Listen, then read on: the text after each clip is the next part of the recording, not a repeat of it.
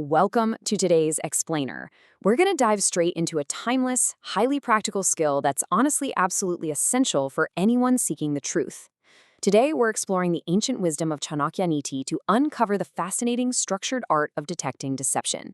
If you want to navigate your life, your business, and your relationships based on reality rather than fabrication, well, you're in exactly the right place. Let's get into it. Now, what's truly fascinating here is the profound psychology hiding behind this really simple quote. You see, lying isn't an accident. It's a highly conscious act. The deceiver always holds the truth inside their mind while presenting you with a falsehood.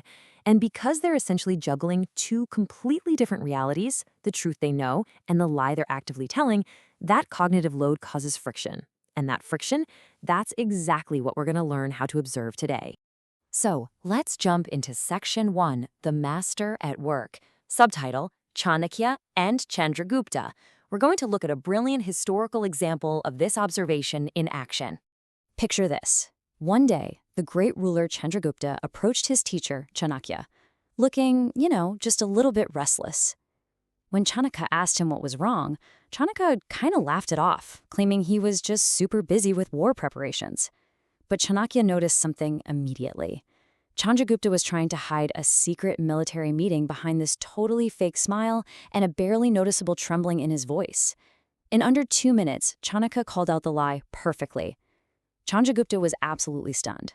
He asked how his confident lie was dismantled so easily, and Chanakya simply explained that catching a lie isn't magic. It's just the careful, structured art of observation.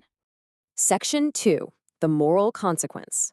Subtitle, The Greed of Merchant Dharmadatt.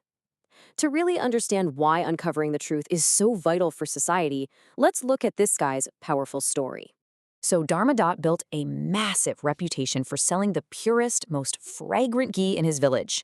But as his wealth grew, so did his greed. He realized, hey, I could skyrocket my profits by secretly mixing cheap oil right into my pure ghee. At first, he was terrified of getting caught, but when nobody noticed, his confidence just surged. He expanded his shop, built a new house, and even started making these heavy donations to the local temple, kind of trying to project this image of absolute devotion, right? But here's the thing about deception. The hidden truth always surfaces. Eventually, the subtle changes in the ghee's smell became noticeable, and children in the village actually started getting stomach aches. The truth was slowly leaking out, but because Dharmadatt was now rich and powerful, the villagers just stayed quiet. Enter a traveling sadhu, a wise man. He visited the village, bought the ghee, and immediately sensed the fraud. But he didn't just stand there and point fingers. No, he set up a structured truth test. He gathered the entire village at the temple the next morning, took Dharmadatt's ghee, placed a cotton wick inside, and literally just lit it. Pure ghee burns cleanly, but this adulterated mixture instantly emitted thick black smoke and a terrible foul stench. Confronted with undeniable physical evidence right in front of everybody, the merchant's face turned pale, and he was forced to confess the whole shebang. So the absolutely crucial point is the lesson Chanakya passed on to Chandragupta from this event. When a society, or even just an individual, closes its eyes, dishonest people thrive. It spreads like wildfire. But all it takes is one observant person to open the eyes of an entire village. Whether you're a ruler, a leader, or just someone navigating everyday life, you have got to stay aware. You have to look past the flattery, past the big temple donations, and see the true intentions hiding beneath. Okay, let's dive into this next part because this is where we shift gears and get highly practical. How exactly can we apply Chanakya's wisdom today? Well, here's our midpoint playbook, the 7 specific rules required to catch a lie. Keep in mind, applying these requires patience, intellect, and fairness. You really can't just jump to conclusions based on a single sign. Let's open Section 3, the playbook, subtitle, Rules 1 to 3. We'll examine exactly how the physical body and the voice react when the brain is busy crafting a falsehood. The very first thing that changes when someone lies is their body language. The conscious mind might be speaking confident words, sure, but the subconscious mind? It is stressed. While a truthful person maintains fearless, relaxed eye contact, a liar's internal stress physically leaks out.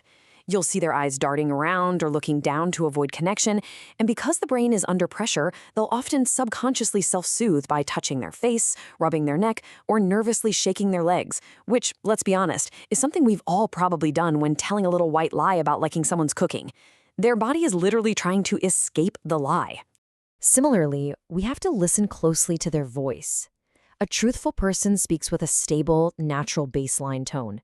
But when they're crafting a lie, a person will often involuntarily change pitch. Their voice might suddenly go way higher or become harsh. You'll hear sudden stuttering, lots of ums and filler words, or they'll excessively repeat phrases. Like, I really wasn't there. I promise, I really wasn't there. Almost trying to convince themselves just as much as they're trying to convince you. However, a quick note of fairness here. We've got to remember that innocent nervousness, like speaking on stage or talking to a complete stranger, can sometimes sound similar. Always look for a cluster of signs, not just one. Moving right along to Rule 3, contradictions. Because the truth is a singular, unchanging event. A person telling the truth has a consistent story.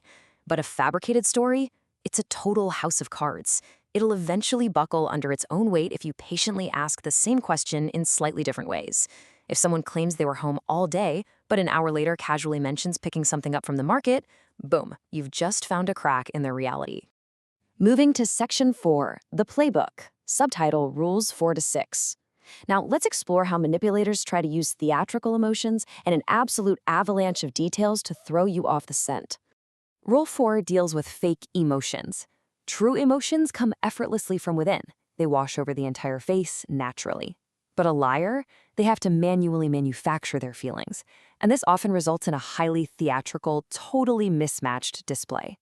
They might express deep sorrow or cry loudly, but there are absolutely no tears. Or they might flash you this wide, forced smile, but if you look at their eyes, there's no genuine warmth or crinkling at the edges. The emotion is purely on the surface. Rule 5 is an incredibly effective tactic, simulating time pressure. If you're having a normal conversation and you suddenly drop a direct, unexpected question like, "Where were you last night?"